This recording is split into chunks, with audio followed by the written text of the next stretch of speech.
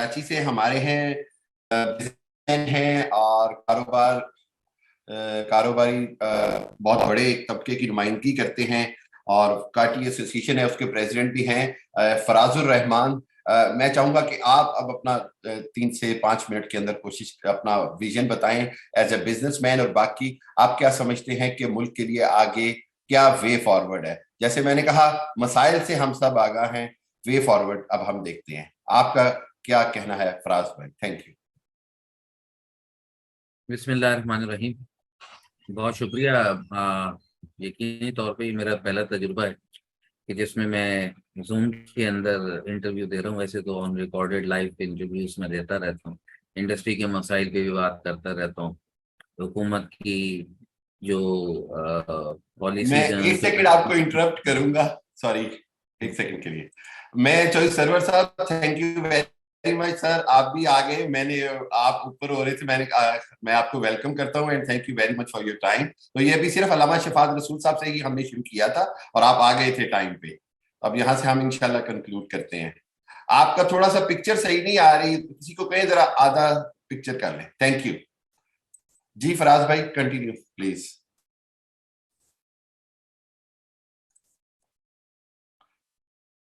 Unmute करें आगे। Unmute कर। अच्छा, मुख्तलिफ जगहों पे जहाँ तनकीद की ज़रूरत होती है, हुकूमती इकदाम पे हम तनकीद भी करते हैं। जहाँ कहीं उनके कोई इस्लाहात अच्छी हैं तो उन पे उनकी तारीफ भी करते हैं। मगर बात यह है कि क्या हम इसीलिए रह गए और क्या हमें इससे आगे नहीं सोचना चाहिए। बात ये, पाकिस्तान को 75 साल हो गए और हमें अब जो है वो बैठना पड़ेगा। सबसे पहला मेरा पॉइंट है, मिसाक जमहूरियत के साथ साथ मिसाक मईशत भी होनी चाहिए, जिसमें तमाम ट्रेड बॉडीज के लोग शामिल हो और उसके साथ जो है वो पाकिस्तान की इकोनॉमिक ग्रोथ के ऊपर बात की जाए, जो कि किसी भी नए हुक्मरान के आने से चेंज ना हो। चाहे फौजी डिक्टेटर आए, चाहे आपके जो है वो जमहूरियत आए, चाहे पीपल्स पार्टी आए, चाहे मुस्लिम लीग आए, चाहे पीटीआई आए, मगर जो इकोनॉमिक रिवाइवल है वो उसी सूरत मुमकिन है कि जब सब टेबल पे बैठ के उस पर साइन करें, उस चार्टर्ड पे, कि जी हमने पाकिस्तान को इस तरह से लेके चलना है। उसमें जाहिर है, जैसे मेरे लामा शफा साहब ने कहा कि तालीम एक बहुत अहम आंसर है। तालीम का शायद बहुत बड़ा बजट है मगर लगता उस तरह से नहीं है जिस तरह से लगना चाहिए। हमारे यहाँ सबसे बड़ा प्रॉब्लम ये है कि हर बंदा जो है वो अंडर पे है। अंडर पे होने की वजह से उसको कोई ना कोई साइड बिजनेस करना पड़ता है। अगर वो सरकारी नौकरी कर रहा है तो उसको साइड में बिजनेस करना पड़ता है। तो बात यह है कि आईबीए के एक बहुत बड़े प्रोफेसर, उन्होंने कहा था कि अंडर पे एम्प्लॉय से काम लेने का मतलब है आप अपनी कंपनी को डुबो दें। बात यह कि जब तक उसकी बेसिक जरूरियात पूरी नहीं होंगी तो वो किसी तरह अपना वो रास्ता इख्तियार करेगा जिसे चोरी कहा जाता है। ठीक है। तो सबसे पहले हमें जो है वो ये देखना चाहिए कि मलेशिया में, दूसरे काबिल एहतराम मुल्कों में जहाँ पे जो है मैं समझता हूँ कि तरक्की हो रही है, तो वहाँ तरक्की होने की वजह क्या है और वहाँ के पे स्केल्स क्या है। तो उस्तादों का पे स्केल सबसे ज्यादा है, फिर मिनिस्टरों का पे स्केल है, फिर उसके बाद किसी और का पे स्केल। बात यह, हमारे यहाँ एक जंग चल रही है, वो जंग को कहा जाता है क्योंकि हम लोग वडेरिज्म से निकले हुए लोग हैं ना, तो हमें वडेरा, बचपन से वडेरा बनने का शौक। सबसे पहले जी हमें वडेरा बनना है। हर किसी ने अपने इब्तदाई दौर के अंदर ना मूछें ऐसे ताऊ वाली रखी होंगी ना।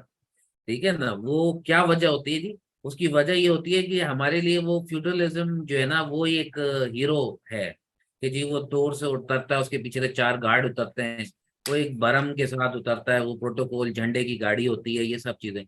हम जब तक इस चीज से बाहर नहीं आएंगे, जब तक हमारे मुल्क की कोई कोई भी, यानी ये समझ लीजिए तरक्की का तो आप भूल जाएं, मतलब सीधा भी चलना मुश्किल।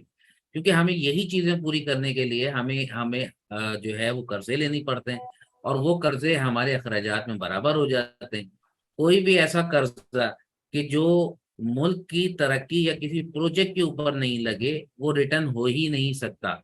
मिसाल आपको मैं बिल्कुल छोटी सी दे देता हूँ। जाहिर है आपको मिसाल देना ऐसा जैसे सूरज को चिराग दिखाना, मगर बात यह है कि सूरत हाल ये है कि अगर मैं अपनी इंडस्ट्री चला रहा हूँ और मैं लोन लेता हूँ और लोन लेके बिजली का बिल अदा कर देता हूँ, स्टाफ की सैलरी दे देता हूँ, ठीक है ना, तो मेरा वो लोन अदा नहीं होगा।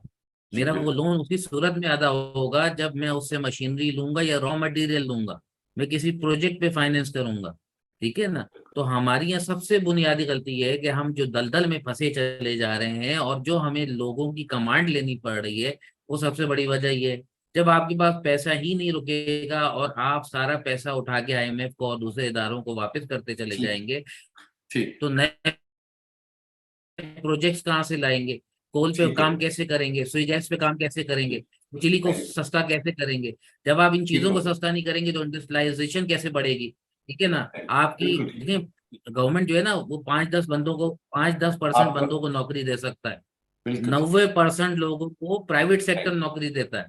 Thank you. ठीक है। बिल्कुल ठीक, आप आपका पॉइंट आ गया फराज भाई। 6-7 मिनट हो गए। Thank you. Thank you very much. बहुत शुक्रिया। थैंक यू फराज भाई।